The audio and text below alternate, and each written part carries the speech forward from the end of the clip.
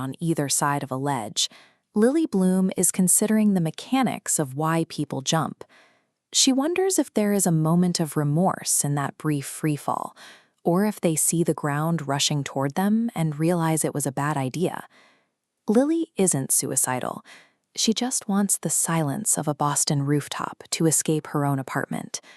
Earlier today, she delivered a disastrous 2-minute and completely silent anti-eulogy at her father's funeral. She stood at the podium in front of the entire town and said nothing because she could not find one great thing to say about a man who was secretly abusive. That silence is broken when a tall man bursts onto the roof and begins violently kicking a patio chair across the deck. This is Ryle Kincaid, a brilliant, frustrated neurosurgeon who has just lost a young patient on his operating table. Lily has spent her day running away from the memory of her father's violence, only to find herself alone on a roof with a man physically venting his own aggression. They play a game called Naked Truths, requiring unfiltered honesty. Lily's truth is a refusal to settle. She searches for her holy grail and rejects temporary connections. Ryle is equally clear. Driven to be the best neurosurgeon, he views marriage and children as burdens. He tells her plainly that he wants to sleep with her, but warns her that if she is looking for more than a one-night stand, they have nothing to offer one another.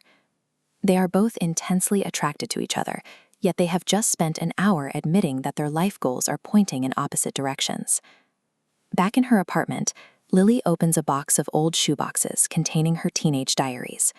When she was 15, she addressed every entry to talk show host Ellen DeGeneres, hoping that if Ellen ever knew her, she'd love her.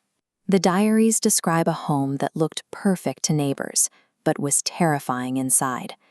Lily watched her father, the town's adored mayor, physically abuse her mother, and then buy her flowers a week later to make up for it. Amid the entries about her father, Lily writes about Atlas Corrigan, a homeless high school senior secretly living in the abandoned house behind her backyard. She began sneaking Atlas food, clothing, and blankets. What started as a secret mission to keep a boy alive became her first experience with love and a partner who actually listened to her. That relationship was cut short when her father discovered them. He responded with a violent beating, defining Lily's perception of his true character. These two memories are the source of Lily's adult armor, the memory of a father who hurt the people he claimed to love, and a first love who was gentle, but ultimately vulnerable. 6 months after her father's death, Lily leaves her marketing job and uses her inheritance to buy a dilapidated storefront in Boston. She wants to open a shop that sells flowers for people who hate flowers. Instead of pastels and sweet scents, she wants a villainous aesthetic. Dark purple blooms, leather accents, and silver studs. While renovating, she hires a woman named Alyssa. It's a coincidence that brings Ryle back into her life. Alyssa is Ryle's sister, and when Lily sprains her ankle at the shop, Ryle is the one who shows up to treat it. Ryle is just as magnetic as he was on the rooftop. He is still a neurosurgeon who refuses to commit, and he is still very openly attracted to her. Lily is building a business that finds beauty in the dark and the edgy, while being drawn to a man who saves lives with his hands, but carries a volatility she has spent her whole life trying to avoid. Lily is caught in an emotional crossfire, pulled between her first love, her father's abuse, and her desire for Ryle. She is testing the logic Ryle gave her. There is no such thing as bad people, just people who sometimes do bad things. It's an idea that fits the men in her life. Her father was a mayor who hit his wife.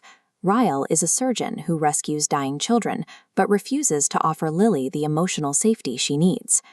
This story asks whether we can ever truly separate a person's goodness from the harm they cause, and if we can ever break a cycle of trauma when the person causing it is someone we want to love.